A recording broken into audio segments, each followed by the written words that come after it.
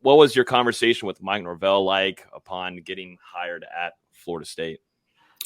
Yeah, just kind of initially leading up and going through the process of what he wanted to build, and just kind of the general vision of everything that we wanted to create to kind of mock like an NFL, personnel department, off the field support roles, and just kind of redesigning and himself and Bruce Warwick, and kind of being part of those conversations of what we wanted to create. You look across the off the field roles, we created a bunch of spots, and thankful for the administration of supporting that goal from the president on down, but just kind of restructuring some ideals and really trying to modernize what our department looked like for modern college football. And I talked about this in one of my first interviews. You look at like who started this trend, and it would look no further than what happened with Nick Saban in Alabama, and everyone's been kind of adapting from there. And there's just so much has changed, and even 10 years ago, 5 years ago, of what college football is becoming, from the recruiting, from the evaluation, from the transfer portal, from the customer service and the visit side. You need all hands on deck, but what comes with that is just having an open flow of communication all around, and that takes people to operate correctly. Hey guys, it's Terrence Nan. You're listening to Hear the Spear, presented by Noel Game Day. Go Noles. Hey, what's up? This is Peter Ward, a.k.a. P-Dub, in the house. We're listening to Hear the Spear, presented by Noel Game Day. Go Live, go Noles. Hi, this is Charlie Ward, and you're listening to Hear the Spear, go Noles. This is Terrell Buckley. You're listening to Hear the Spear, presented by Noel Game Day. No Bloody. But perhaps better known as the greatest corner to ever step on a football field, Deion Primetime Sanders. Great Deion Sanders, my brother. What's going on, man? I could wake up to that greeting every day, man. That was awesome. Hello, Noles fans. This is former Seminole Darrick Brooks, and you're listening to Hear the Spear, presented to you by Noel Game Day. James Wilder Jr. What's going on, James? Thanks for having me on. FSOD, Florida State or Die, and go Noles. William Bar None Floyd. Gentlemen, what's up? What's happening, guys? This is Logan Robinson from Hear the Spear, presented to you by NoelGameDay.com. We are here live on a beautiful Wednesday evening here in Tallahassee, Florida.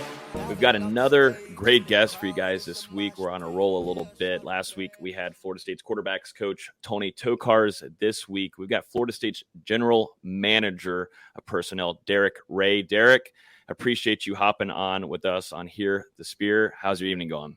Yeah, it's going great. Appreciate you all having me, and look forward to this. Yeah, man. So what's going on with you right now? Because I think we asked the same thing with Tony last week.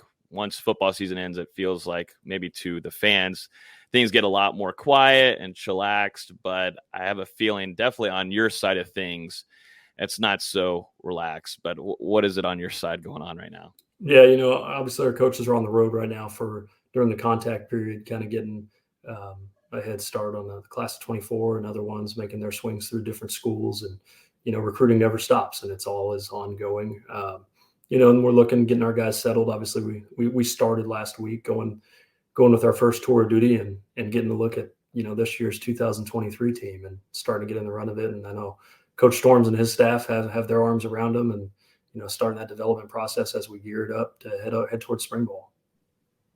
Kind of crazy, but you're quickly coming up on a year since you took the GM role at Florida State. So just what's it been like over this period, acclimating to work with new people and also into this role as general manager?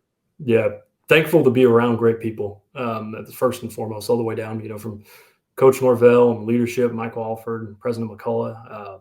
I'd be remiss if I didn't mention just how great of a staff that we have together and the amount of low egos and everyone working towards the common goal. But transition to Tallahassee and moving 3,000 miles away from where I previously was, I couldn't be more thankful for the experience I've had leading up to it and kind of going through it. And it's hard to believe it's been a year already, because it's, I look back and there's sometimes I feel like I've been here for 10, but then there's times where I feel like, gosh, feels like I just got here yesterday. So excited to be part of this thing and very happy to look forward to the future of what this can be. Before we talk about Mike Norvell, what is Michael Alford like behind the scenes? Because we get to see him on Twitter and, we've been able to talk with him quite a bit as a media person, but on that, getting to know him now for about a year, what's it been like working with him, behind him, and a lot of things and projects?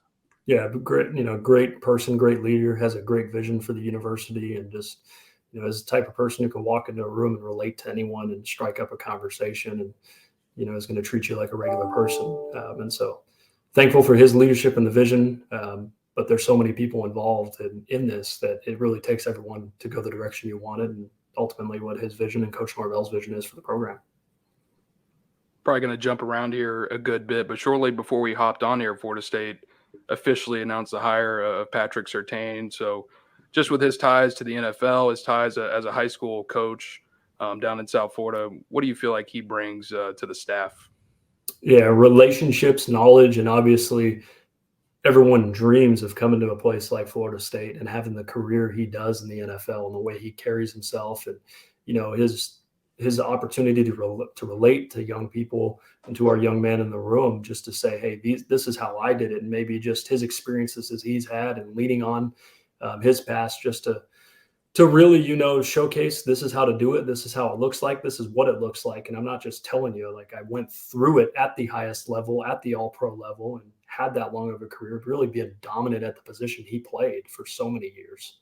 It's funny because I was talking with him today, and I told him, I was like, when I was younger playing Madden, like, you were the first pick I wanted when you could do the fantasy draft, build your own team. Like, you were it. Like, so I got out of my starstruck really quickly. But going to Mike Norvell, let's talk about Mike Norvell here, because I feel like what he did this last off season really put you on a good chain, like a good spot to where y'all performed well on the field in 2022. And then we'll see what y'all do this offseason. But a lot of that off the field hires that Mike Norvell did, including you, really helped a ton on the back end of things. And I don't think a lot of the listeners and the fans really understand what some of the people do on the back end. And, what was your conversation with Mike Norvell like upon getting hired at Florida State? Yeah, just kind of initially leading up and going through the process of what he wanted to build, and just kind of the general vision of everything that we wanted to create to kind of mock like an NFL, personnel department, off the field support roles, and, just kind of redesign it, and himself and Bruce Warwick, and kind of being part of those conversations of, what we wanted to create. You look across the off the field roles, we created a bunch of spots, and thankful for the administration of supporting that goal from the president on down, but just kind of restructuring some ideals and really trying to modernize what our department looked like for modern college football. And I talked about this in one of my first interviews. You look around, like, who started this trend, and it would look no further than what happened with Nick Saban in Alabama. And everyone's been kind of adapting from there. And, there's just so much has changed. And even, 10 years ago, 5 years ago, of what college football is becoming, from the recruiting, from the evaluation, from the transfer portal, from the customer service and the visit side. You need all hands on deck, but what comes with that is just having an open flow of communication all around. And that takes people to operate correctly. I was going to ask, it feels like you have your hands in so many different pots as far as on the recruiting trail, and we see you out at practices observing as well. Can you just kind of break down a little bit of what the general manager of personnel does at Florida State kind of day to day? Just what are some of the main things that you focus on in your role? Yeah, there's four different areas that kind of are the macro areas of things. And what, first of all, you have your identification, right? Identification of prospects or other members that can come on the roster. Your second part of this is evaluation. And so that can take place, whether evaluation you have external or internal is kind of the way I look at it. And so internal being whatever's on your team, whatever's around the program in those areas. And then obviously external is anything that you have the chance to bring in, whether it be from one of the three avenues of high school recruiting, JUCO recruiting, or the transfer portal, and just attacking all areas. The third part is really the customer service aspect, which is what recruiting has turned into. Visits have become like all-inclusive vacations all the time, between photo shoots, between the experience, it needing to be different, and how to be different than everyone in your surrounding peers, right? As far as just making it just a little bit different and a little bit better each time, right? Something that's new, something that they can have fun with, always smiling, having a great experience. And that's customer service, right? Like, if the four of us went on an all-inclusive vacation and we went to the concierge desk, we would expect to be greeted with service with a smile. We would expect to have a great experience and everything to be on point. Otherwise, we might not have a great experience. And it's the same thing when guys are on visits with their families. We want to create those experiences. And then the fourth is the marketing component. And so everything, for graphics and things that we're working with, Derek Satterfield on everything that we're marketing the correct way on social media, our mailing campaign. And I'd be remiss if it wasn't. It's not just, there's so many great staff that I'm surrounded by and that I have the opportunity to work with that head up each of those departments, from Chuck Canner in our personnel department with Michael Zerby and Jeremy Smith. And then you have our scouting department, John Garrett and Justin Krause, heading up the offensive and defensive side of the ball. Our high school relations group with Gerard Ross, Ryan Bardo, and Kewan Ratliff, to our recruiting operations department with Madison McCormick, Jenna Kinker, and Haley Carter really kind of heading up all those areas. And then Adam Van Clay, who's our director of recruiting, working with our graphics and our video team, Mike Gerzabek, Mitchell Miller, Calvin Bridges, and Garrett Goodwin. There's a lot of people that it takes to make this run effectively. And so I just try not to get in the way. I was about to say, I'm over here like nerding out. All the kind of stuff going on behind the scenes intrigues me so much. I mean, the amount of work that you're putting on in the behind the scenes, because we really just see, like we were just talking about in the production meeting before, you see Dustin or some of the other guys on the beat sitting out there taking the photos of the guys before they go in. But that just seems that's a big weekend ahead of a heavy schedule for not only the recruits there for photo shoots. They've got all kinds of things with meetings with coaches, watching film, yada, yada. But also the families are there. You've got family, siblings to also take care of during that. And there's so many things that go on that are very intricate throughout a weekend. A day, you get half a day alone. You got to try to crunch in as much things possible. But what do you think is making you all different? Because it seems like you are trending in a really good direction for these relationships that are being built, because you're seeing a lot of these high profile recruits are coming in, they're picking Florida State, they're having in the top 2, top 3. And in years past, and 3 or 4 years ago, that just wasn't the case. What do you think, under Mike Norvell and what you are doing along with the other staff are doing right, or at least different right now, that is helping y'all in that case? Yeah. I mean, I think the main thing you want to be is authentic and real. And so not try, I think so many times people forget what it was like when we were all 17, 18, 19 years old and you're getting recruited, and it was easy to sell and look through people who weren't being real. And so at the end of the day, no matter what the experience is, trying to be authentic and genuine and creating that family atmosphere and just being true to yourself. You don't have to be anything different than you are. It might not fit everyone at that time, but just being true, because at the end of the day, that truth is going to come out, and that's going to play in the long run. And so I think we always try to act like who we are. We don't try to put on a Hollywood show or anything in between, and just try to be regular people, because that's all we are. And just making sure everyone understands the message where, hey, you're going to get coached hard. You're going to get pushed hard to be the best version of yourself. And at the end of it, all of those results will take care of themselves if you do that way. And it seems to be paying off, because in a day and age where the transfer portal has kind of revolutionized college football right now, according to a lot of recruiting services, Florida State has the #1 transfer portal class in the country. So when you guys are going through your evaluations, how do you find that balance between taking guys from the high school level and then also saving spots to pursue players whenever they decide to enter the transfer portal? Yeah, it's always a balance. I think you look at your constant roster management, and that's every day, sometimes every hour conversation between coach and I, just understanding what our needs, whether they be immediate or projected for next year, the year after, the following year, and just kind of seeing where each person fits, because they're all different parts of the equation. It's not just, hey, this player plays position X and he fits in right here because we have this need. It's, well, how many years does he have left? What is his immediately, how much more upside does he have? Is he going to stay for 1, 2, 3? All of those play a factor, but ultimately the portal has created you can address it to what's your best avenue to win next year, right? Because it's all about next year, but you want to also encompass that, and how can you develop what's currently on your roster? I think the game has changed so much now. Recruiting is just as important, but retention has become the most important part after you recruit them, because once you recruit them and you've hit and you've identified them, you need to make sure they retain themselves on the roster too. Because after you develop them, you've invested so much, you better make sure they end up staying there too. So when it goes into something like this and you're going through the numbers, you're sitting down with the coaching staff, Mike Norvell, what does that look like? Just kind of going through an Excel sheet or something like that? of the numbers, at least trying to keep all those numbers together. Cause I couldn't imagine now with the transfer portal, things change all the time, left and right, and who fits where depth wise. And do you need this at this position? What does that look like? An Excel sheet with Mike Norvell? Yeah, there's a couple different sheets that we use, just kind of our roster tracker, and always have an ongoing conversation with our compliance department between, with Grant Eskew and Tasha Fisher, making sure we're on point with our numbers, but also what's projected, what initials might be there. We haven't had to worry about initials or signee numbers that may be coming back the next year.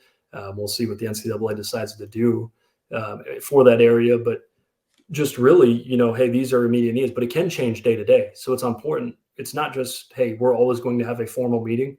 It might be a 5-minute conversation one day. It might be a 2-hour meeting another, but we're always going to have some sort of communication, daily or sometimes multiple times during the day, just to make sure we both are on the same page and see it kind of the same way.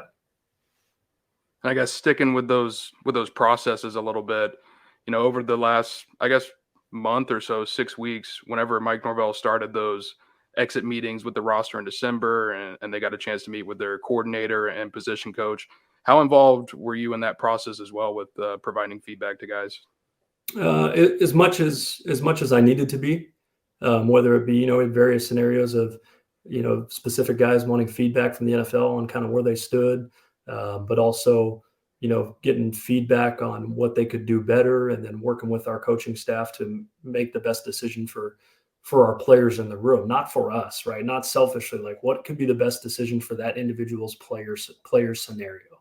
And it shouldn't ever just be a selfish, self-fulfilling deal of this is what we want, or this is what the coaching staff wants. What can we do best for the player's future? And really, those are some of those conversations, and, painting some of those pictures. Some of those conversations are easier. Some of them are become a little harder, but at the end of the day, we want to make sure we tell the truth, because that's what we've promised. I want to bring up a player too, Jared Verse, a guy that's going to stay for another season. FSU fans super excited about that. But going into the transfer portal at Albany State and ends up picking Mike Norvell, it seemed like, Jared really liked the way that Mike Norvell brought, just the tenacity, and also just being true to him and telling him, admitting what is going to go on at Florida State, the progress that they're making, the process. But how fun was that, just going through that recruitment with Jared Verse, and then also getting him for another season in 2023? Yeah, well, I remember walking in the first time for the first tour of duty, because I wasn't here for Jared's recruitment. And so, but I knew who Jared Verse was as soon as he entered the portal. And I remember looking at jersey number 5, and I'm like, who is that guy? Like, I'm in. I was like, oh, wait, that's Verse. I know who that is. So I was like, we need to find a couple more of him. But, just for him to be able to come back, happy that that's a decision that he led himself to. Happy that he's a part of the football team, and, excited what his future is going to hold, because he has a lot of upside, and the sky's the limit for that young man. Talking about you, what kind of led you in this direction to go towards the GM, the director of player personnel type roles, rather than an on-field coach? Yeah, really, really simple. When I was GAing, we had gotten fired, and so that was the only option that I had at that time. So I kind of moved off the field, and I went from being a GA to a couple months later got promoted to being full time, and so I went from making about $900 a month to $25,000 a year. I was like, oh, this is way better. So I think I'll keep doing this thing. And you talked about it before we got on here, but prior to coming to Florida State, you worked at Oregon State. Building that into a stable program, especially, when you left, capping things off, beating Florida in a bowl game this year. So to come to Florida State at a time where Mike Norvell, he had only had a 3-win season, a 5-win season, maybe not a ton of stability there. How much did it mean to see this past year, winning 10 games, winning a bowl game, kind of cementing things for the future? Happy for those guys. I was just a very, very small part of that organization back there. But happy for those guys, still have a lot of relationships back in Corvallis, and happy for them to do well and have the year that they had. But ultimately thankful for the opportunity that I have in front of me here, and to get to be a small part of this program and trying to excel, coach at what coach wants for this vision and what this role is. And thankful to be in it, because this is a very special place, and this fan base is like no other. Yeah, how's it been? We talked about in the production meeting. How's it been going from the West Coast over here all the way to Tallahassee? Has it been a little bit of an adjustment? Not too bad. Besides it's a longer flight if I ever want to get back to California for home, but I can get past that. The weather is a lot better than it being a little colder than where I was the last 7 years. It being, I think it's supposed to be 72 tomorrow here in Tallahassee. So I enjoy the weather a lot bad. I think the humidity is the biggest lie ever. I don't think the humidity is as bad as people say it is. Wow. So I was fine for used to that in the summer, but they said it was mild summer too. So, but the adjustment's been great. We had a son that was born in August that my wife gave birth to, which was poor planning having a son during fall camp, but can't plan some of those things. But happy. So that's been a little bit of adjustment with fatherhood and balance, but very thankful for where I am in my life. And speaking of adjustments when you're moving, you've been in Tallahassee a year now. Dustin mentioned it earlier. What's a go-to restaurant for you so far after a year? The go-to restaurant, if we get some time to do so, we like to we live down here in Southwood, take the golf cart over to one of the different places. But I try to always have one day a week where my wife and I have breakfast down at Canopy Road here in Southwood. Good spot. Solid spot. Very good breakfast. I was going to ask earlier, we got to talk with Fentrell Cypress, very, very talented defensive back, transferring from Virginia to Florida State. And he was asked a question about facilities. And I'm wondering on your side of things, from hearing from a lot of recruits and including transfers, is how big do facilities mean to these guys when they're coming in? And I'm sure it's a little bit different from a recruit and a guy that's already been with the program, just like Fentrell, because Fentrell commented, it wasn't a big decision maker for him. But I'm just wondering just nowadays how it is between a recruit on that part and then also a guy like Fentrell Cypress coming from a program in the ACC. Yeah, facilities matter from the standpoint as long as they're functional. And so obviously there's a shock and awe factor if you walk in and it's something obviously extremely nice and 5-star, which I'm very excited for our football only facility to open when they broke ground in that in December. Looking forward to when we get to move in there. But I think sometimes, other programs go and build these things and they're not functional. They're not useful. There's no really thought behind it besides what the ultimate design factor looks like. And so when you're building this out and the plans that we have for ours, it's going to be incredibly functional for our student athletes, but not only the development between, Mr. Alford's vision and his experience in the NFL and Bruce Warwick's experience in the NFL, they know exactly what facilities are getting built at that level. And so how can you help the development of our student athletes, of our young men in our program? This is what it's going to be at the next level. This is how we can create your best you. And this is how we can holistically develop your best you, really from a development in the socially world, academically, and athletically, and attack all three phases in those. You mentioned it earlier, but you had a kid in August, and like you said, probably not the best planning on your part, but congratulations again to you and your wife. Just during that experience, what was it like jockeying, going through Florida State's 2022 season, traveling with the team, all of your duties, while also having a newborn? Yeah, it was fun. It was good. It was a good time, and I'd be remiss because my wife does most of the leg work because she's a trooper when it comes to those things, and it was a hard balance initially, just kind of the shock and awe that kind of came with it, and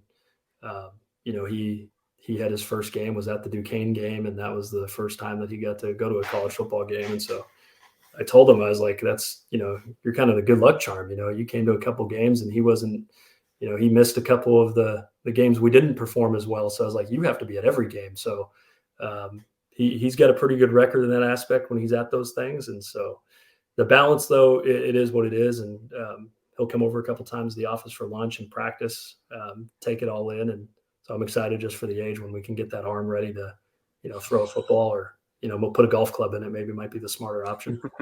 We got a good golf course around you there to start.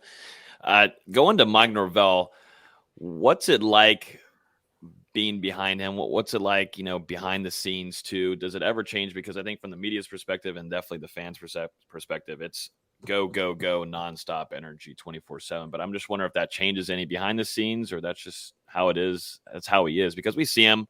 And we heard little things before he even arrived at Florida State that he'll walk the field before practice and just do mental walk. And then we did get to see that earlier in Doak before the season began, that he surely does go inside and he'll go for his walk. But what is he really behind the scenes to you? Yeah, what you see is what he is. He he is like one of the greatest chess players I've ever seen. And I'm using that as not actual, because I haven't actually played him in chess, but he's always one step ahead of everyone.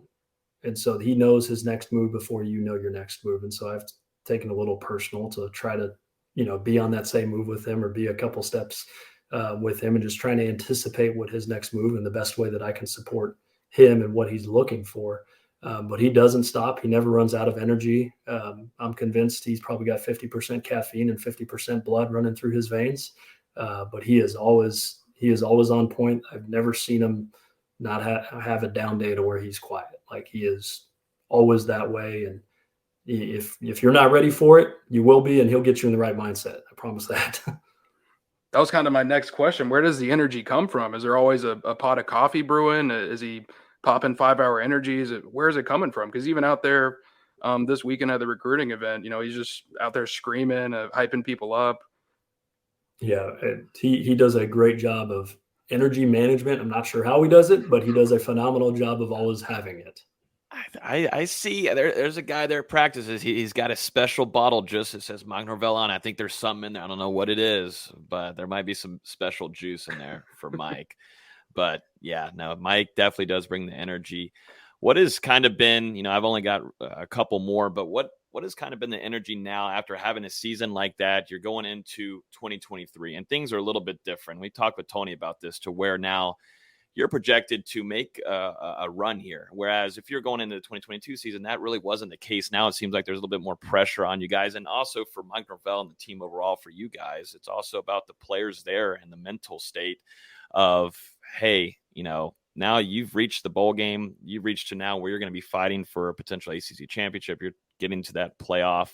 I'm wondering how that is for you going into this and being a little bit more pressure, it seems like, or at least in quote pressure on you guys going into 2023 to accomplish some of these things.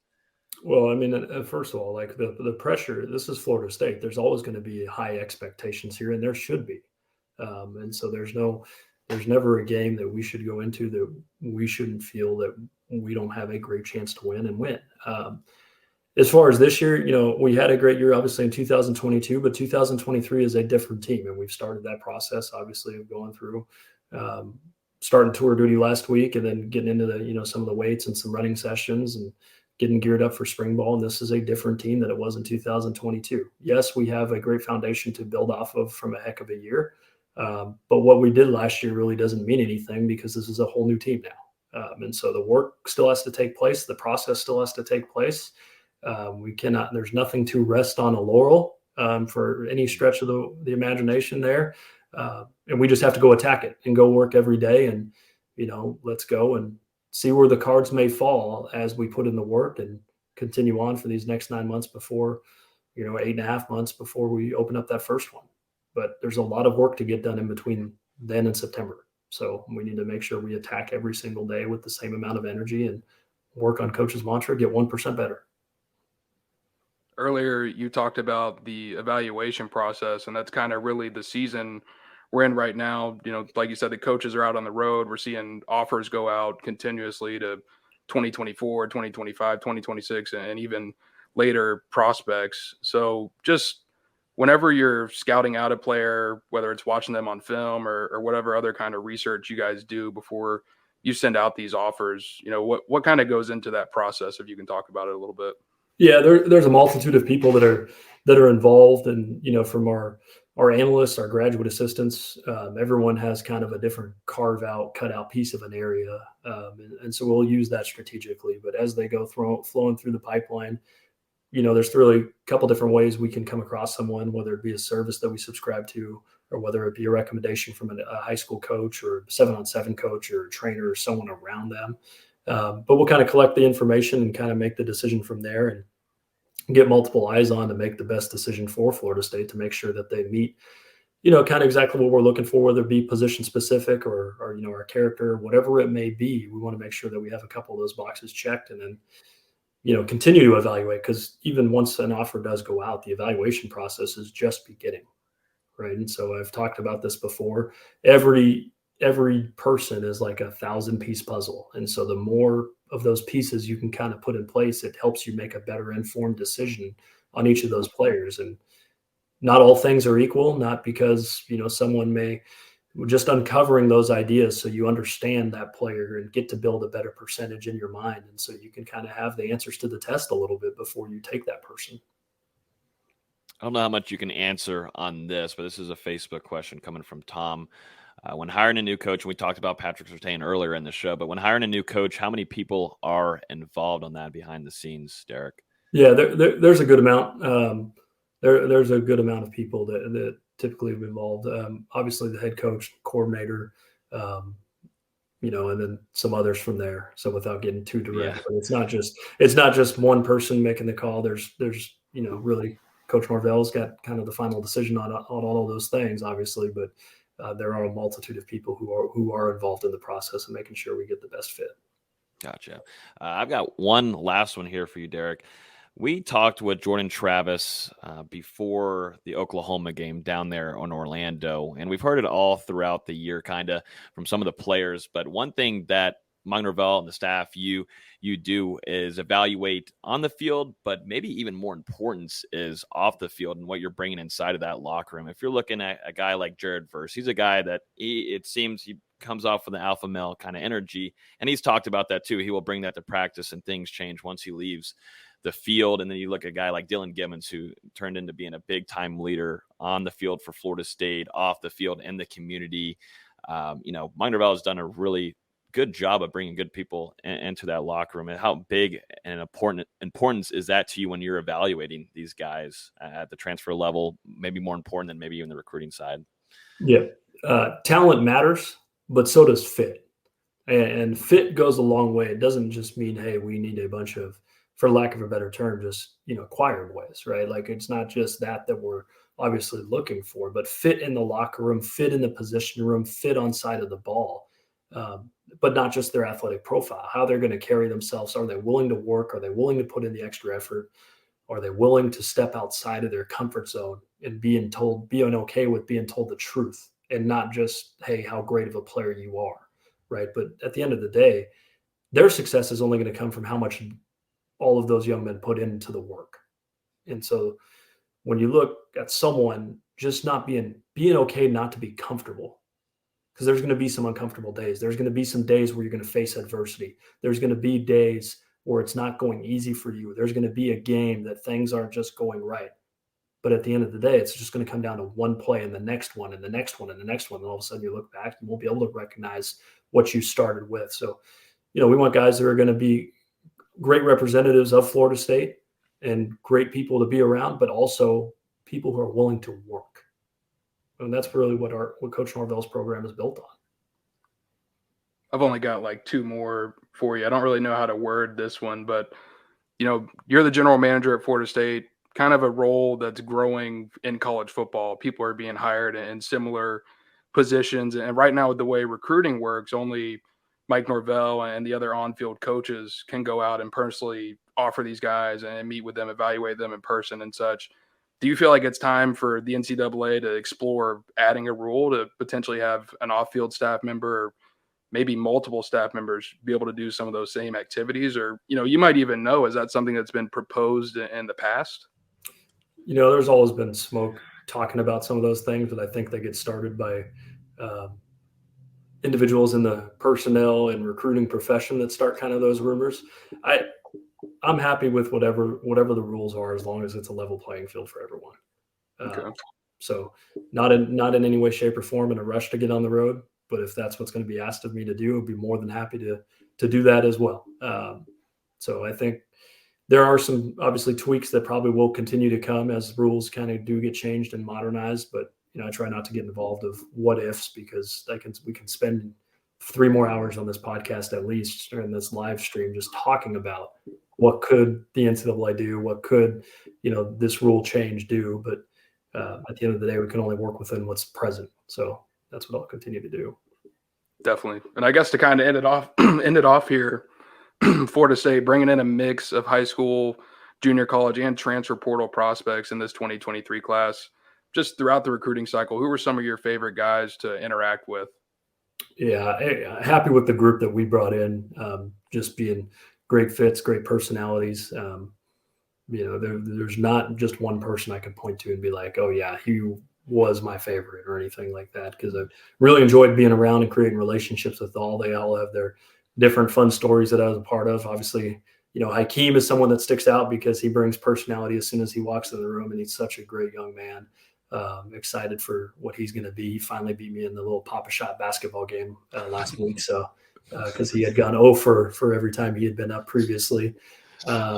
Make sure to mention that part. But we have so many great guys, Brock and Jaden and Jabril and Quindarius and Jade. Like, you go down the list, there's just great stories with all of them. And I think that's been back to what I was talking about earlier. Authentic relationships matter. And if you do it the right way, you should have those good moments, because you're going to have to tell the truth at some point. And so if you have somewhat of a foundation of those authentic relationships, it's going to pay better dividends in the end. Mm-hmm. Yeah, I really liked hearing from Jordan Travis after the Oklahoma game, and Mike Norvell. That was the first time that we really get to have those after a game, all three of them being together with Jared Verse too, and saying going to 2023, it's time to work. It's time to work now. And Mike Norvell listening to Jordan Travis just smiling, and it just goes to show the culture that Mike Norvell has been able to create there, and it's just kind of gone everywhere around the whole program, and it's been fun to watch and see as we've been covering it the last couple of years. So, but it goes to show too what you've done on your end, Darrick, and getting to see the insight behind the scenes. And we get to see you at practice, and we know what you're doing, but just to get the kind of conversation here for the listeners is huge. And definitely whenever you're watching college football right now in the world, it is, like Dustin said, it is growing and growing and growing on that side of things. So it is going to be fun to watch that transfer. I just don't know. I feel like you need a couple more assistants though, Darrick, with this transfer portal stuff going on. I don't know how you're going to hold on like this. It's going to be a wild ride the next couple of years. Well, the transfer portal has been a great opportunity and great challenge. But again, thankful for the group that I have the opportunity to work with, because I could not do it without them. And there's so many people that are involved. It's not just a 1-person, 3-person, 5-person. We are the Florida State football program as a whole is continuing to put in the work, and very excited for what this future does hold. Well, appreciate you, Darrick, for hopping on here with us. I'm sure we'll see you soon, but enjoy the rest of the week. Take care of the little one. And yeah, man, appreciate you having you on here, man. This was awesome. 40 minutes of some really good insight. Well, appreciate you guys having me, and have a good rest of your night, and we'll talk soon and see y'all soon, I'm sure. Appreciate you, Darrick. Take care. Well, that was another great interview there. Back to back like that. We go from Tony, then we grab Darrick there. I think the listeners are really going to like that, because there's a lot of things. I think you get the profiles and titles and stuff, but really getting to know what that means behind a title is huge. And it goes to show what Florida State's been able to do in the transfer portal, ranked number 1 right now for that, I think, for per 247 Sports. So some good stuff there, Dustin. After what, did you get all your 17 questions out? I think I pretty much got them all out. I was going to try and sneak a Blake Nicholson question in there, but I figured we had him on for quite an amount of time. But it was just really interesting to hear his insight and kind of hear about the amount of organization that goes into what Florida State is doing behind the scenes. And then you also hear him naming out all the different off-field staffers. I mean, they've really fleshed out that amount of people in the personnel department over the past couple of years since Mike Norvell arrived here, with really quality people. And I was going to ask Darrick about it, but really, to me, when you watch it, as much as I don't know how to say it, but as well as they are as evaluators and meeting these recruits and stuff, I think what really stands out about this coaching staff is just how much fun they have working with one another. It really seems like they all enjoy being around each other and are just really connected throughout these processes. And we get to see it all the time through practices, events. Definitely when we get to have conversations like this, or after early signing day, we get to see how tight-knit that group is. And it all starts from the very top. And definitely having the help too, President McCullough. You've also got Michael Alford, who's pushed a lot in the direction of the athletics department and the way of progression, also trying to add on help and facilities, just the little things of making the fan experience better. We've seen kind of a turn in Florida State the football program as a whole that we have kind of been harping on, for 5-6 years when it hit a lull, and we were kind of wondering, well, which direction is this program really headed in? Right now, it does seem like in a positive way, and definitely have the addition of Darrick along with the many of other names that he mentioned earlier. It's been helping a ton. So awesome to have Darrick on here with us this evening. We've got a few quick hitters to go over. Nothing too crazy this week. A little bit of a slower one. I kind of expected this is how it's going to be for a little bit, but that's why we're trying to bring on as many guests as possible for the next couple of weeks until things start gearing up for a little bit of some spring practices and workouts. Let's talk about Florida State officially announcing the hire of Patrick Surtain Sr. as Florida State's defensive backs coach. This was reported a while ago, but now officially announced. Miami Dolphins, their season is over after losing to the Bills. They did give them a game. We were almost thinking maybe Patrick won't be here as soon as we might have thought, but in the end, Josh Allen, the Bills, they take down the Miami Dolphins. And on Wednesday, earlier, a couple hours ago, Surtain was announced officially. I saw a great reaction from some of the recruits along with the players. I saw Jerrion Jones. I saw Greedy Vance also put out some posts. Really excited about having their new position coach. But, yeah, guys, it's official. Florida State's got a really star NFL vet and a lot of ties down with South Florida in their program right now, and definitely in that defensive back room. We talked about it a good bit last week. Recruits are pretty excited about this one with the experience that Surtain has at the high school coaching level down there at American Heritage, where I believe 65-10 overall record and 9 years as a head coach, 3 state championships. He sent multiple players to high-profile colleges across the country, had guys from American Heritage that ended up in the NFL, including his own son, and as well as mentioned in this press release from Florida State, Brian Burns as well, someone that he was tied to back whenever Burns played at American Heritage. But, man, I just can't believe the timing with these announcements. We got this coming out 5:53. I was at my house all day, and I'm like, all right, I'm going to go play pickleball with my friend. So the hour and a half that I'm out of my house – Dustin plays pickleball? To be fair, if there's any sport Dustin would play, it's pickleball. I guess that makes sense. Man, a 5:53 press release. I'm on the pickleball court, hands on my hips, just screaming. I think I broke my racket. It's been like this all offseason, though. Like the news comes at night. It's primarily, I will say, recruits and transfers announcing their decision. It's usually around this time. Darrell Jackson was live on the show when we did that, whenever he picked Florida State. But then no matter what, though, even when we're not live, there is usually a late night edition to Florida State. It's usually good news. That's the run that they've been on since beginning this offseason. But it's always at night. Why can't we do this thing at morning? I know we're griping, but let's just do this in the morning. No, that's when we're at the computers. We're grinding. We got the coffee. Let's get the pieces out real quick. And then by the time dinner comes, we're done for the night.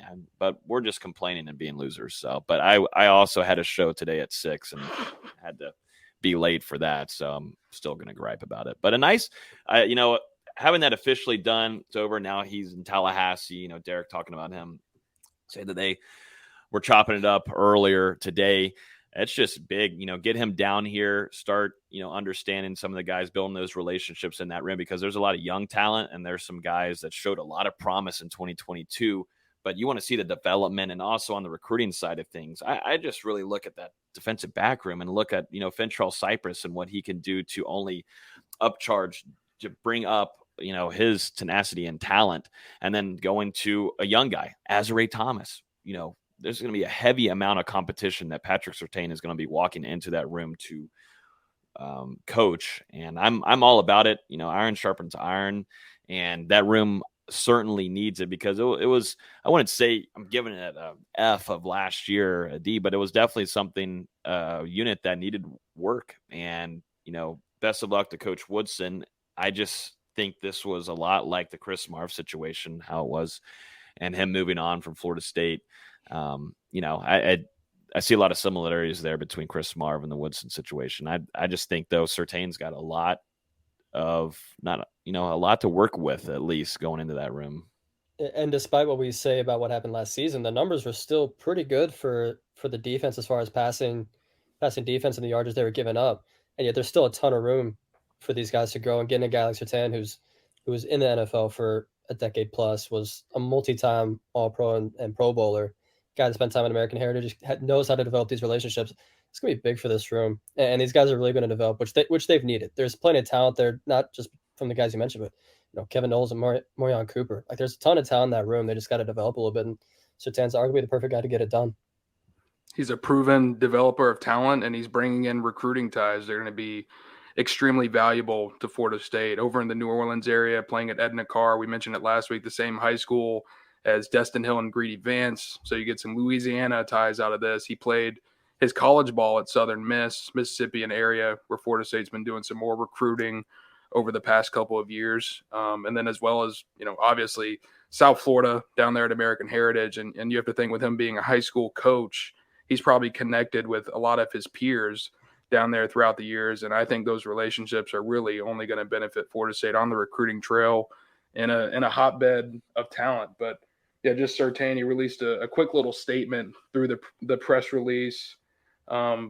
Said, through my time coaching high school and in the NFL, I've experienced how to maximize student athletes' potential coming into college and prepare them to be impactful at the next level. I appreciate the opportunity to continue building on the DBU legacy here at Florida State. So, yeah, this is, like you guys said, a hire to be excited about. And I'm just really interested to see, because he hasn't coached, a position coach at the high school or at the college level just yet, how this transition is going to be for him. But you would think, with a guy who's worked with as many student athletes as he already has throughout his career, this is pretty much going to be a natural transition.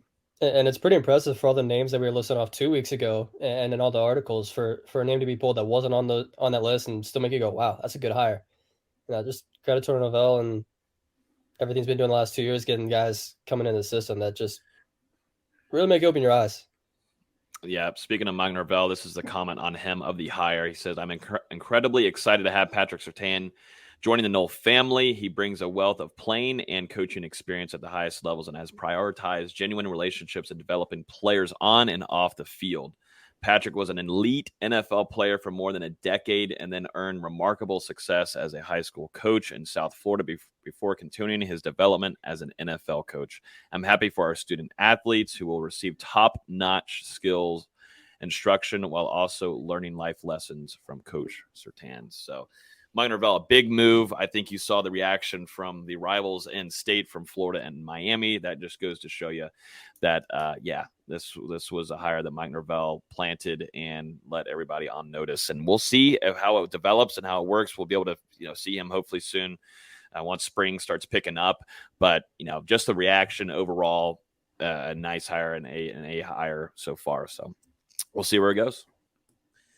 Let's jump to another quick hitter of the week. This became, I guess, kind of official today, but had been circling around for a little while now. Florida State wide receiver. First off, we need to, this Malik McLean entering the transfer portal first. We talked about this. Yeah, first off, entering the transfer portal, but now picking to go over to Penn State. What do y'all think about that? I mean, I understand the move for him, and depending on the playing time, he's looking for more, I'd imagine. But first off, I still think there was a lot of potential for him at Florida State, but just depending on what that room is, maybe the room looks a little bit different. And also, like I said, NIL is a different animal right now, and it's changing the way the transfer portal works. And I think there was a good opportunity for Malik McLean here. I think there's a lot of upside for him too in his college career. And we've seen a couple of other wide receivers go off and play really well at some other programs. DJ Matthews had a really nice career there at Indiana, but going over to Malik McLean, he ends up picking, to go play for James Franklin up there at Penn State.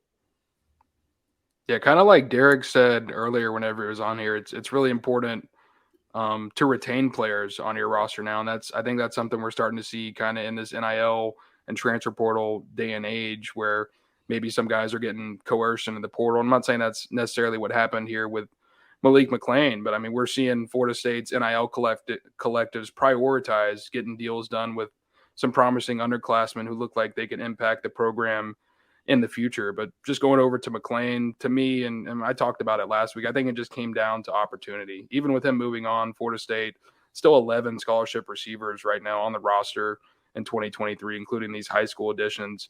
You're thinking that Winston Wright is probably going to begin playing a more significant role now, starting in the spring, hopefully.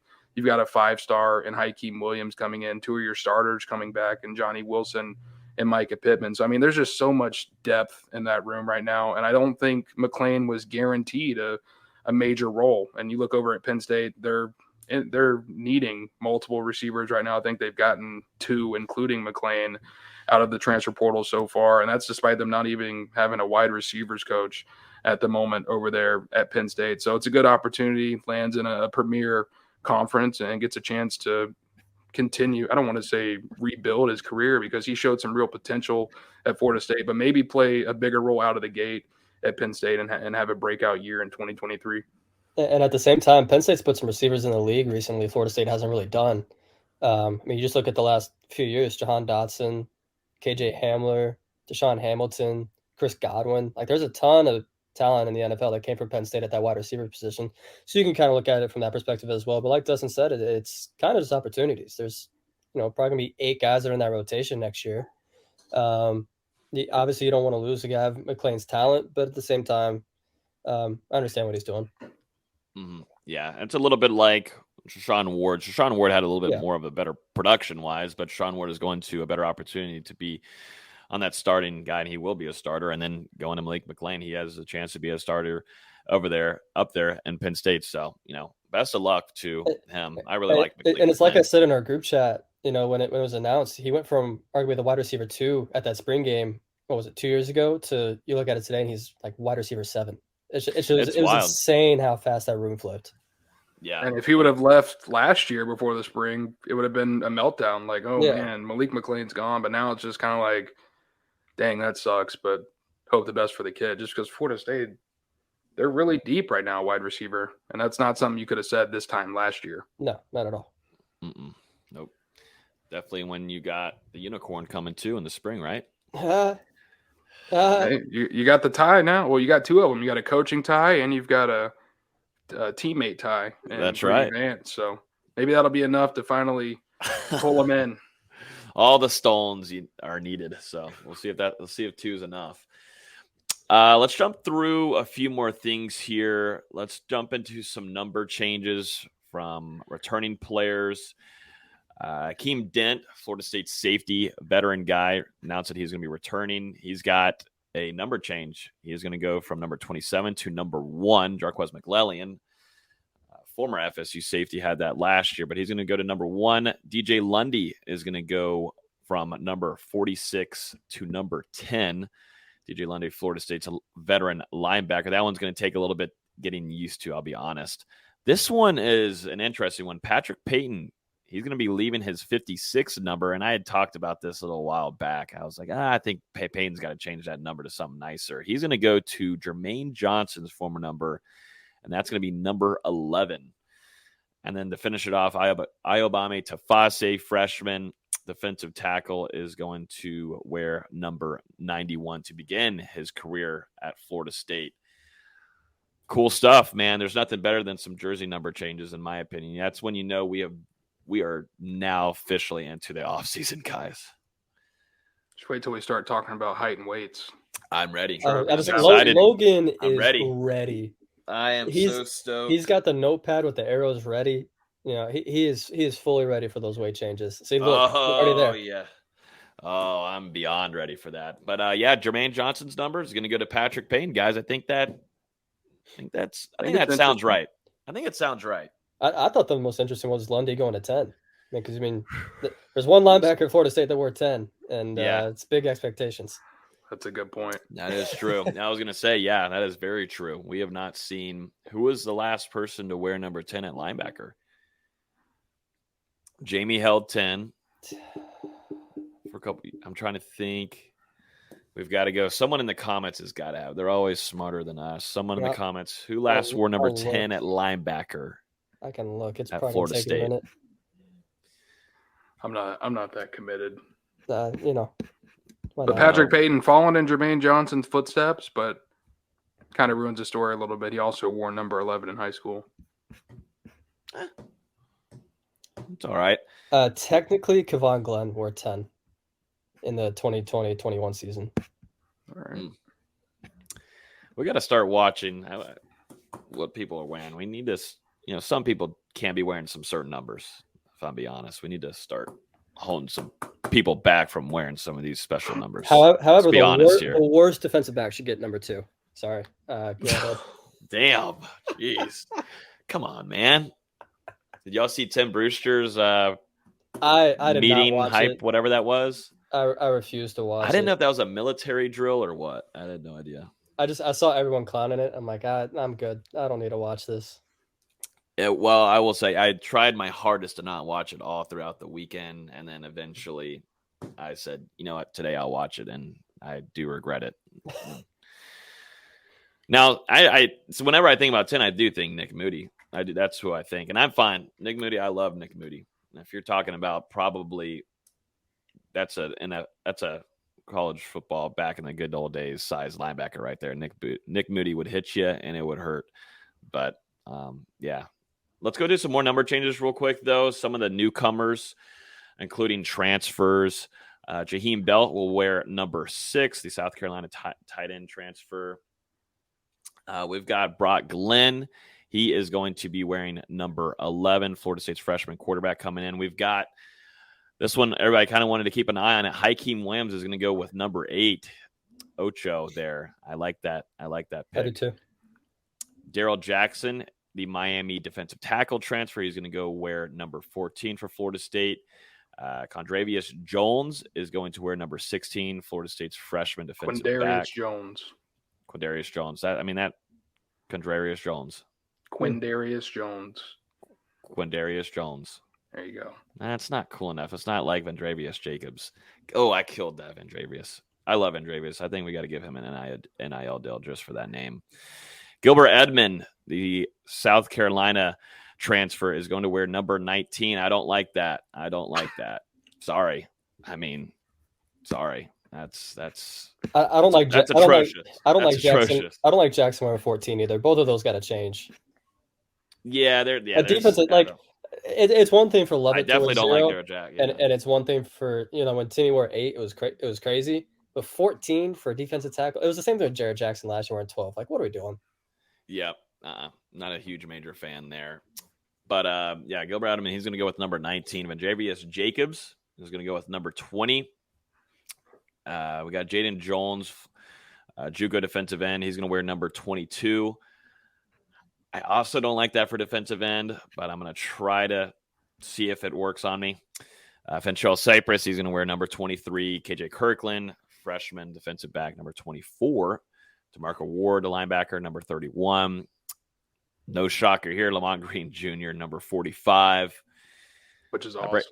That's badass. Whenever his dad posted it earlier this week or over the weekend, it just felt right. Braden Fisk, defensive tackle transfer, number 55. I do like that one. I can rock with that one. He took Tafasi's number. It's that's fine. No offense, but Fisk has earned what number he wants. Yeah, someone took my number, I'd be throwing hands. Yeah. Okay. Jeremiah Byers, number 63. Casey Roddick, number 70. And we're getting to where no one gives a flying F with the lineman wearing. But that's crazy. Whoa. Keandre Jones is going to wear number 75. Lucas Simmons is going to go with number 79. Transfer tight end Kyle Morlock is going to wear number 84. And then newcomer kicker Tyler Keltner, number 98. Exciting stuff. I like Hakeem. I like Hakeem in 8. I really like that one. That's probably the best one. That's a dub. I think.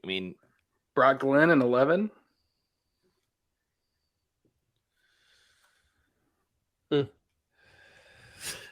I don't have any problem with it. It's not like a yes or it's bad. It's just okay. Is that Drew Weatherford's number? Who's taking Geno English's number? What number was he? Oh my God! How you do? I'm wondering if that's messed Logan's up. looking it up. Give me a second here, guys. Said, I right? thought it. Oh, it's 15. 15. Oh, he's 15. That's right. He's 15. I didn't. You know. I would have never known. I would have never. I thought 11 this whole time, and that's No really one picked Lane's 15. number. Oh Yeah, God! I think they're going to retire it. Geno English, the legend, got to be the last one to wear it. Love the Jeez. TikToks. Interested to see if there'll be any more changes. Though. I'm sure we'll get some random guys changing their number after spring, or if someone decides to transfer, someone else might move up a number. You never know. We've seen Mike Norvell do that after the spring. Yeah, these are to be determined, at least for maybe some of the returning players, because we've seen some number changes, and then after the spring camp, those numbers go back or even to worse ones. So we'll see how long these. I'm being honest. There's no way Brendan Gant wanted that number. There's no way. Come on now. And I don't think Jared Jackson made that change until after the spring, if I'm correct.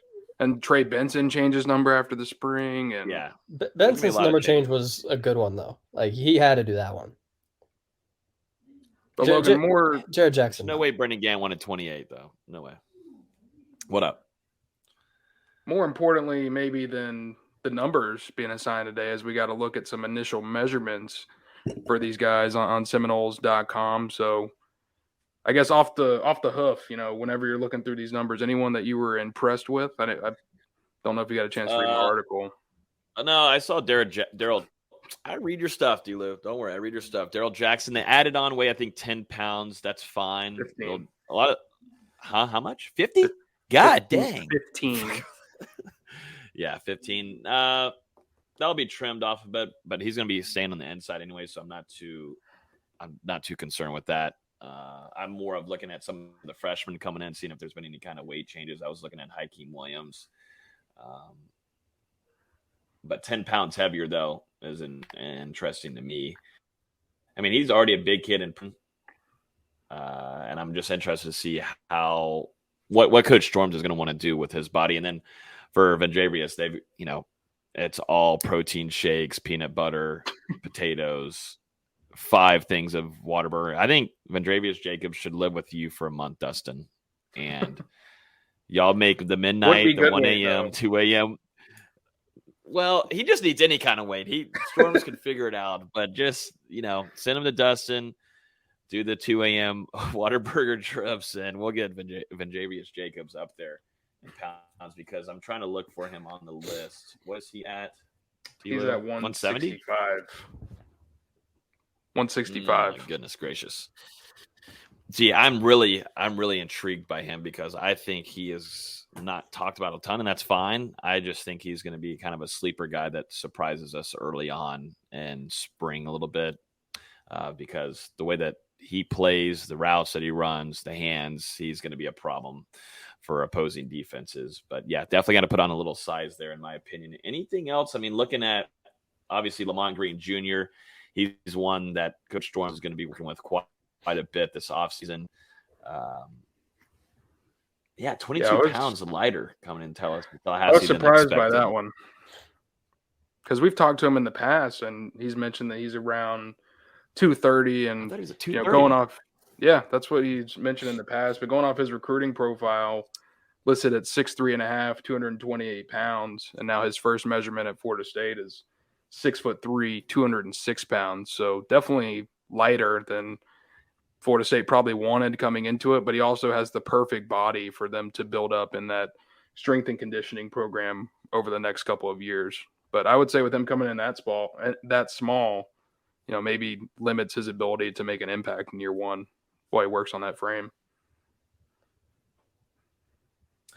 I love that you gave some summary here, and you didn't leave out Tyler Keltner, Florida State's kicker that is transferred. You put on here, worth noting on, you listed 5'11", 172 pounds, worth noting on as the Seminoles bringing a kicker to compete with Ryan Fitzgerald. Keltner is a little lighter than what East Tennessee State listed him in 2022 at 170. So he's lost 5 pounds. Wow. I'm down a little bit. Thank you for that insight there. Uh-oh. Maybe We'll keep a close eye there on Keltner. Maybe a more impactful 5 pounds. You've got Keandre Jones over there, the offensive lineman transfer from Auburn, who was listed at 6'3", 340 last season by the Tigers, starting off here at Florida State at 6'3", 335 pounds. And you would think with the way that Florida State utilizes their offensive guards as far as pulling on these counter plays and just being athletic in general, getting up to the second level on linebackers, they're probably going to ask him to trim up a little bit throughout the tour of duty. And I would say the other offensive lineman, Jeremiah Byers, 6'4", 324 pounds. Casey Roddick, 6'4", 310 pounds. They both come in pretty damn good shape. And a guy I'm really excited about also on that offensive line, true freshman Lucas Simmons, who is officially the tallest player on Florida State's roster right now at a confirmed 6'8" and 307 pounds. So, I mean, man, that's got to be one that Florida State's coaching staff, the strength staff is just drooling over to get him in that weight room and start building him up, because Simmons could end up being a monster. Including me. I'm salivating as you were talking about it. I'm sure you are. But then, like I mentioned with Green Jr., then you've also got Kyle Morlock, who comes in an inch shorter, 15 pounds lighter than what he was listed at coincidentally shorter college from the D2 level. He's 6'6", 230. So you would think he's probably going to have to add some weight. I mentioned Lamont. Then outside of that, Gilbert Edmond coming in smaller as well at 6'4", 245 pounds compared to the 6'5", 250 that he was listed at. And other than that, maybe the only one worth mentioning, Jaden Jones, a little bit smaller as well. He was listed at 6'6", 240 this past season. Right now, 6'5", 230 pounds, according to Florida State. It makes sense he's a little lighter because we've talked about on the show before, but he's currently rehabbing from an ACL injury that he suffered, probably not able to do as much conditioning at this point. So he's lost a little weight during that time, but you can expect him to start bulking up now that he's at Florida State in a legitimate college strength and conditioning program. This is where the fun begins. Off season is here. So we're going to talk some size, weight, height, how guys are looking, jersey numbers. It's the best time of the year in January. So we'll keep an eye on some of those changes there as they fluctuate on the roster.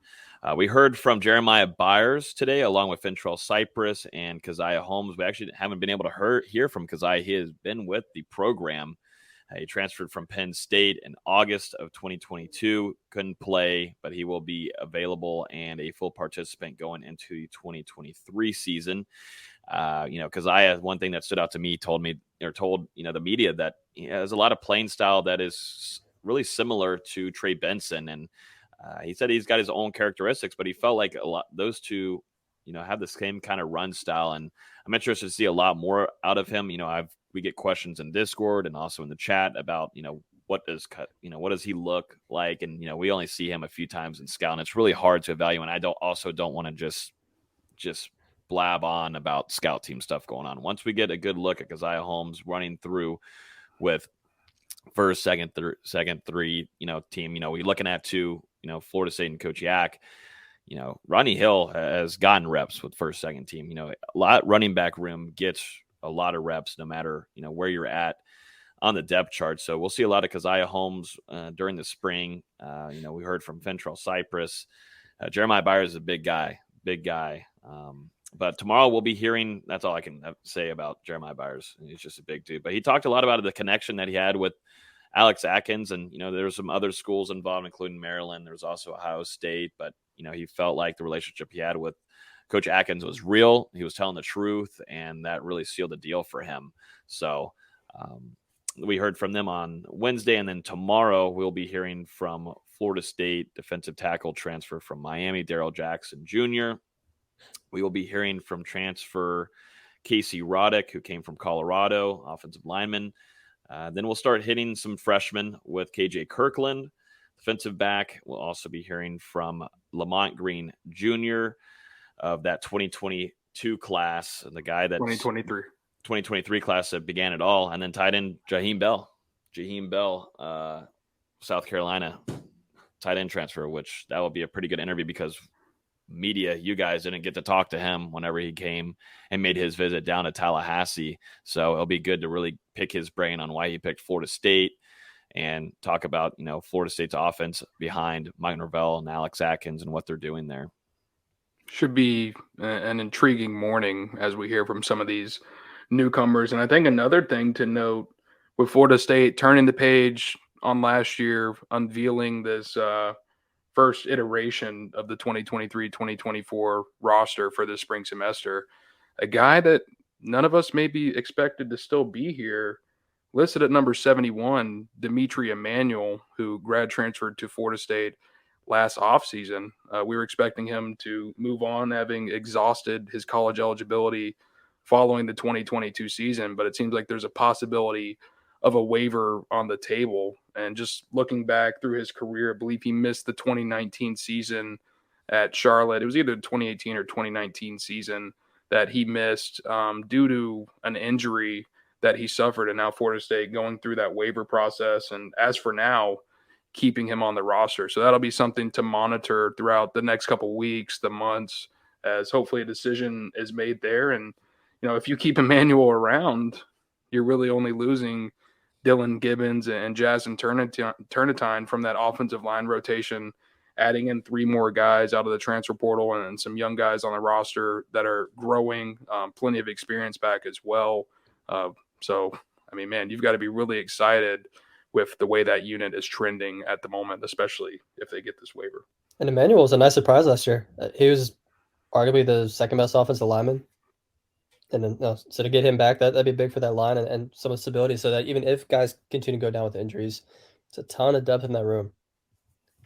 Yeah, I really like Dimitri. I really do. Consistency and can stay out there and stay healthy. So having a guy like that, it would be huge to bring back for a second year behind Alex Atkins. Kind of already knows how that system works. So why not? Definitely, if you're intending on trying to make a run here, like Florida State is, bringing back experienced linemen would be huge. So it only progresses you what you want to do offensively and what Norvell likes to do. Let's end it off here with some basketball, VZ, because, man, that kind of shocked me there when the notification came up on my phone that Florida State went up and beat Notre Dame on the road. Well, really wasn't expecting that. They got their first win of the season outside of Tallahassee. What's the vibes like? And what's also, do we have any kind of update on Baba? I know that he was dealing with a sickness, tonsillitis. Yeah, he played last night against Notre Dame. They said they almost thought he was going to have his tonsils removed, which would have been a crazy scenario. He sits 16 games, comes back for 1 game, and then he sits out with tonsillitis, and they're talking about it getting removed. Talk about. Could they cut those things out in November? Come on. Yeah. The NCAA did this. I'm blaming the NCAA. They did this. They just crazy timing. And being at that first game in Wake Forest, just all the hype and anticipation for him to get on the court, and he is just gassed. He was so tired in that Wake Forest game. He was tired yesterday against Notre Dame. It's going to take him a couple games to get into playing shape, you can tell. But there's a lot to like there. But, man, that Notre Dame game was an anomaly of all anomalies. They were up 32-8, 9 minutes into the game, just making everything in sight. Darren Green was making step back fades and tough corner threes. Notre Dame couldn't buy a layup. I think they missed 3 straight point blank layups in about a 2-minute span. And you're looking like, is Florida State going to win this game by 50? Then they put Marcus Hammond in. Caleb Mills sits with 2 fouls, and Notre Dame goes with 2-3 zone, and it's a 10-point game at halftime. Florida State's ugly rear end showed with the zone offense again, kind of going back to last season. Second half, you get Caleb Mills back in there. You get your secondary ball handler. It was much better. Matthew Cleveland finished with his 8th straight double-double, just a couple short of the Florida State record. I believe he's only 2 short for consecutive double-doubles in a season. Jalen Worley had a career high in points. He was really good, especially in the second half. Wasn't afraid to have the ball in his hands and go to the free throw line. And I thought Cameron Corn did a really good job against Nate Leshevsky, who's one of the better players in the ACC. And was not good against Florida State last night. It was a great win. I did not expect Florida State to come away with a double-digit win against a team like Notre Dame that can, frankly, shoot the lights out of it when they want to. And last night was not one of those nights. I sadly couldn't watch it, so I can't give any analysis on that. I was down in Tampa, couldn't watch it, sadly. I went out to dinner. It was surprisingly fun to watch. It was the most fun I've had watching a Florida State game all season. And now they have a pretty brutal stretch coming up, going at Pitt on Saturday, which has already been a house of horrors for Florida State as a program. And Pitt's actually kind of good this season. I think they're 6-2 in ACC play. They just beat Louisville on the road, which, not saying anything, but they're better than they've been in the past, and that's already been a house of horrors, like I mentioned. Can't remember Florida State ever winning there. I think they won. Ooh. Yeah. I think it was it the Scotty Barnes year?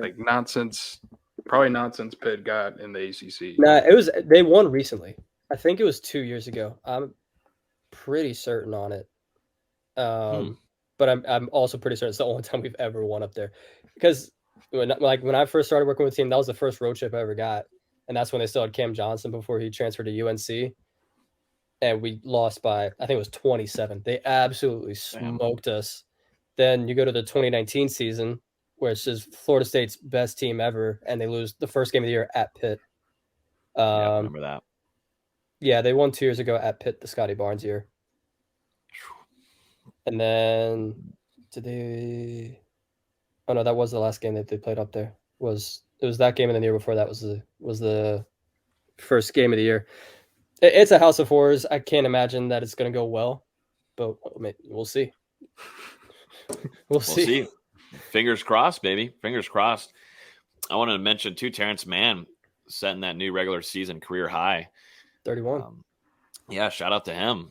Great performance there. He's been starting games recently too. I think he started the last 6 or 7 games for the Clippers because they've needed some point guard play, and he's for some reason their most reliable point guard with John Wall and Reggie Jackson on the roster. Kind of speaks to the level that Terrence Mann's been playing at, and credit to him. He deserves everything that he's going to get these next couple of years. It's crazy to see how it's working out for him in LA right now. That's for sure. He's building a heck of a career for himself. And it's crazy. Last time we talked, we were talking about how Scotty Barnes was kind of not playing as well. These last 2 weeks, he's been on an absolute tear. I think he's averaging like 21 and 8. Damn. Now you just jinxed him. Yeah, but that didn't sound like wood. That didn't sound like wood. But between us and the Bill Simmons podcast, where they were just railing him, just trashing him left and right, he comes out with this stretch he's led over the last 2 weeks and is really shut some people up, which he kind of needed to. He was off to a rough start for the season. True. Well, we'll keep an eye on those guys and the pros, and then also Florida State as they'll be taking on the road. It's not going to be easy, but that game is going to be at 3:00 this weekend on Saturdays. So we will have a preview for that. Is that it, everybody? I think that's everything. I don't think there's anything else worth mentioning. We kind of had 2 back-to-back guests on the show. We'll see if we'll have one the next couple of weeks. We're hoping so. We're trying to get some entertainment for you guys because things are obviously starting to get a little bit slower and slower as we go. But we're going to try to bring on some guests for you guys. And honestly, it's been great getting some insight from these current guys that are on staff, including Tony Tokars last week, and definitely from Darrick this evening, spending a good amount of time with us too. So shout out to Darrick for hopping on with us earlier. And should have some recruiting stuff popping up. Florida State hosting a junior day this weekend. They're also on Saturday. There'll also be some guys coming in on Friday.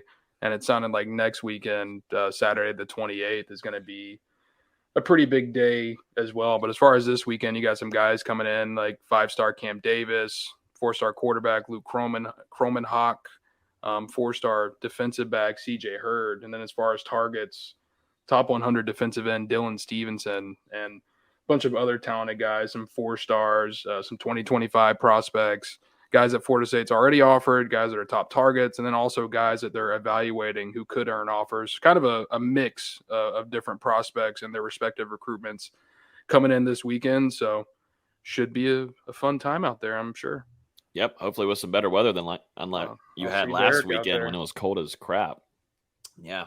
Yeah, it was really cold, and then it started to warm up, and I was still wearing. I learned last year, I don't care if I look like a baby or what. I'm dressing warm, so I had on the hoodie, I had on the beanie, I had some tights on under the sweatpants. I was bundled up. To say the least, I was bundled up. You wuss. And then Coach Atkins walked by and just laughed at me, and he's like, "It's not that cold." And then he walked into his nice warm building. So I mean, oh my goodness, oh God, Lordy day. I'm sure any Northerners that are listening to this or in the chat, please set him straight. But yeah, I think that's going to do it for the show this evening. Appreciate Darrick hopping on here with us. We will be back live on Wednesday at 8 o'clock.